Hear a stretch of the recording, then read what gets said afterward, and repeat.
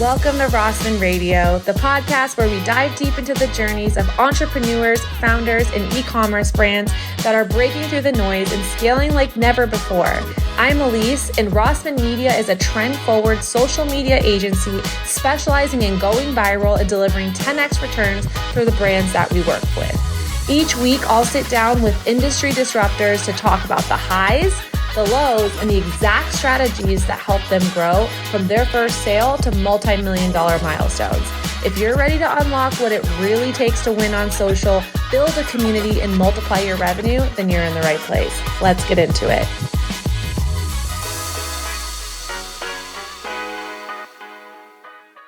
Jim Gale, welcome to Rossman Radio. Well, thank you for having me. It's nice to chat with you today. Likewise, Food Forest Abundance is doing a lot, to say the least. And I've been following your journey for quite some time, and we're pretty impressed with the impact that you're having. And we can't wait to hear all about it and just how you started this thing. And was it something that you really wanted to do? Well, the why is everything, right? They say once the why is big enough, the how figures it out. So what I recognized back really about 30 years ago, but especially back in 2007, is that the way we are using our Earth's resources, God's resources, Mother Nature, is unsustainable, and all unsustainable systems fail. And the why, so that was already disconcerting enough, but I had my first two daughters at the time. I have four beautiful girls, and started asking the question, what's the world going to be like in 10, 20, or 30 years? What's the world of my grandkids going to be like? And I went into a period of scarcity and worry, and I'm an optimist, so that really bugged me. And I spent 2 years focusing on the problem. I had sold a mortgage company that did about $1.3 billion in revenue. I had time and money. So I dove in, and I was 12 hours a day focused on the problem. And when we're focused on the problem, it kind of sucks, right? Because you're focused on scarcity, and I didn't know what the solution was until I started studying permaculture. And I read a quote by one of the founders of permaculture named Bill Mollison. His quote was, "Though the problems of our world are increasingly complex, the solutions remain embarrassingly simple." And I started to sob. And from that day forward, I've been focused on bringing the solutions to the world. Wow, that's incredible. So talk to me about what you guys are doing now. We are demonstrating food forestry and stewardship of the land along with faith and courage. So what does that mean? Well, we built a family homestead here in Central Florida, and this can be done in Minnesota, Arizona, everywhere in the world.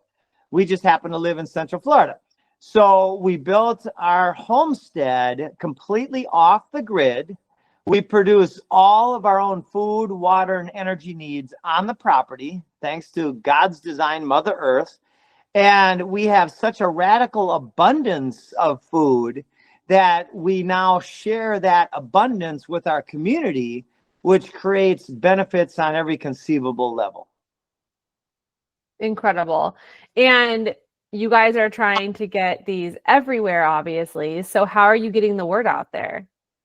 So yes, people say, Jim, you've got food security. And I say, we don't have food security completely until all of our neighbors' kids have food security. And so our mission is to catalyze a global shift in awareness that simply leads to mass adoption of using our resources wisely. So most of my marketing has been on TV shows and radio shows and podcasts. And then we have a team of incredible people at foodforestabundance.com, and they are the designers and the implementers of these systems. Wow.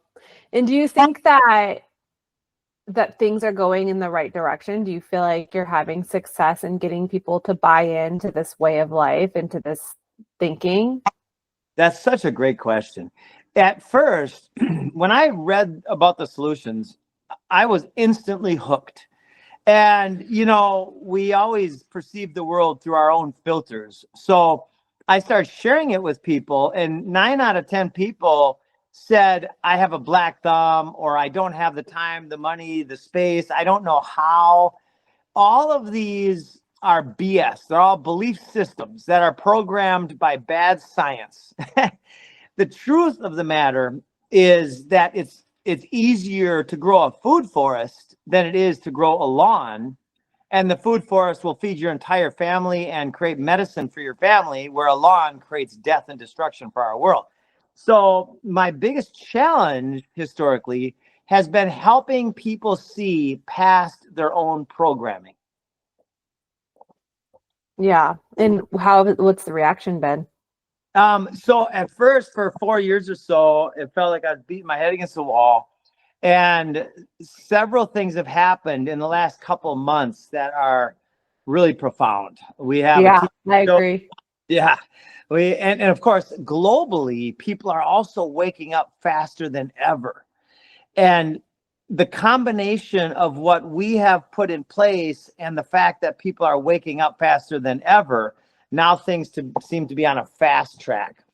Yeah, I mean, I could not agree with you more. Honestly, I feel like there is a global shift, but most importantly, there's a shift in our backyard in the US that's happening right now, both with our leadership and with people themselves are starting to care more and more about where their food's coming from, where their energy's coming from. People are wanting to homestead. I mean, we see it all the time in marketing, where we're on TikTok and we're representing all different types of clients. And we see all these micro niches of people that are homesteading or going off the grid, or even just something small, like they're making the switch to organic, or they're making the switch to cleaner water. I mean, people are really starting to care about these things. And this is one of the things like the internet is helping. Yeah. Yeah. Oh, it definitely helps. And you know way more about that. What I'm good at is communicating and demonstrating and creating networks of support. What I don't know is how to market and how to create these viral videos. I see all these other viral videos that they're fine, but they don't talk about the solution like we do. And so Yeah. I long for that day, which is coming soon. Yeah, I mean, when it comes to virality, and it surprises me very much that you haven't seen that, because we specialize in virality. That is our jam. We're really good at TikTok, Instagram, Facebook, you name it. But it's not just like a forced, pay for it virality. You have to go in and really understand the brand. That's like step one. If we're not understanding your why, your purpose, why you're doing it, what's going on, what is your audience, how does your audience interpret this, then there's no way we can create a piece of content that's going to make someone feel something. And that's what you have to do. You have to make content that allows people and reaches them in a way that touches them and really emotionally connects, because people don't want to be sold to anymore. They don't want to be fear-mongered. They don't want to be lied to. They want to be able to watch something, and you have to catch their attention really fast. It used to be 5 seconds. Now we have 3.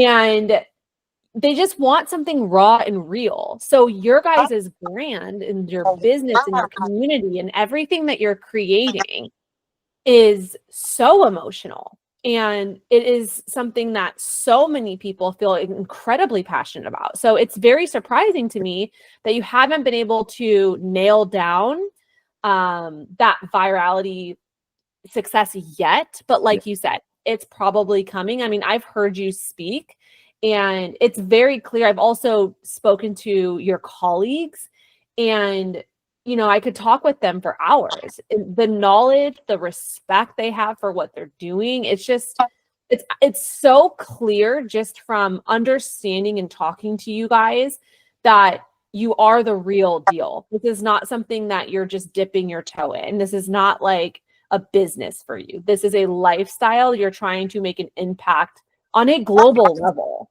And as soon as you can, whether you hire someone to help you with that or you continue to post your own videos, but as soon as the algorithms get that type of video in front of the right people, you'll go viral. And then it will be, unstoppable domino effect from there. Yeah. I honestly, I feel like it's like days, weeks away, because we've been, by the way, censored massively Of because, course you have. Of course you have. because we're literally talking about the chemicals and the poisons and the patented for profit, for control that we are using nature, which cannot be patented or used as a control mechanism. So the censorship, I've been kicked off of multiple platforms and stuff as videos were seemingly going viral, and then boom, there I go, I'm gone. Well, So of course, because you're helping people and you're healing people, and your solutions heal a lot of things that keep people sick. So of course you're censored. Yep. So how do we get past that? That's a good question. There's a lot of people fighting that fight, and we've helped a lot of people kind of get around that.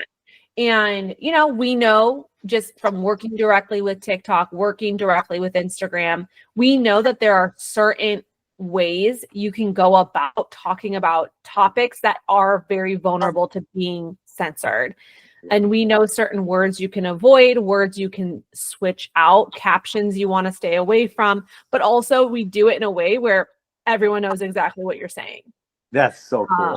That's like the difference of working with an agency versus, because like you're changing the world. You don't have time to like understand the ins and outs of an algorithm, but like that's what we do. We are in these algorithms all day, every day. I mean, gosh, like we were one of the first agencies that took on marijuana related businesses, because in the very beginning, you could not post a single thing without it getting red tape, even though it was legal and it was okay. Whether it was, a marijuana food or drink, we had to learn very quickly how to learn these algorithms in a way where we can still promote products that are completely legal and okay, but in a way that's not going to restrict them and get them beat out by everyone else that's trying to stop them. Right. Well, that's fantastic. I mean, let's team up and change the world. Yeah, that would be awesome. Okay, before I let you go, you mentioned you have 4 daughters and this started with them, which is so great. I have a daughter as well and one on the way. And I know how much that feeling of just wanting to have the best possible future for your children. Now, when you do this every single day, what gets you the most jazzed, and what advice do you have to other entrepreneurs that might want to be doing something that is quote unquote against the grain? Oh, I love it. So to start with, like today, we did a show on Braveheart Nation, a cooking show where our partner Eric came in and we made ceviche from the fish I caught in the lake. And then we used cilantro that we grew, and we bought some lemons and limes because it's not the season for them right now. And so anyway, it's the joys are eating the food and sharing the food with my family and friends that's growing all around us. That's so cool. Just catching fish and making ceviche. I'm eating a guava right now. It's pink. It's so freaking delicious. It's so good. It's so underrated. Yep. Just picked it off the tree. There's like 24 of them sitting right there that are mostly going to probably go rotten and back into soil, which is good. We just use them to build more soil, and then we'll have more guavas. Yeah. Yeah. No. And then, did you ask about what advice I'd give other entrepreneurs, or what was that? Maybe an entrepreneur that has a passion similar, but is afraid because like what they're going after is against the grain, even though it shouldn't be. But with the way the world thinks and who's in charge of, the majority of the power, doing things like what you're doing are unfortunately made difficult. Yeah. There's a profound answer that's coming to that question. I'm excited to share this. There's another fella named Jeff who is one of the most popular permaculture guys in the world. And this fella, I talked with him a while back, and he was very quiet, and he would not share the information that I thought he would share freely. And I have since learned that he's been corporatized. And so what does that mean? That means a lot of entrepreneurs out there think that protection and security and NDAs are the best way to do business. And I'm sharing from my perspective that they're the absolute worst way to do business. The best way is to focus on service and transparency and the core mission of why we're doing what we're doing, and not focus so much on the security and the NDA part of it. Like we have no patents, we have no NDAs, we have no non-competes. Everything we do is open sourced and can be shared widely. And that's how we change the world. Wow. Well said. Thank you so much. Thank you, my friend.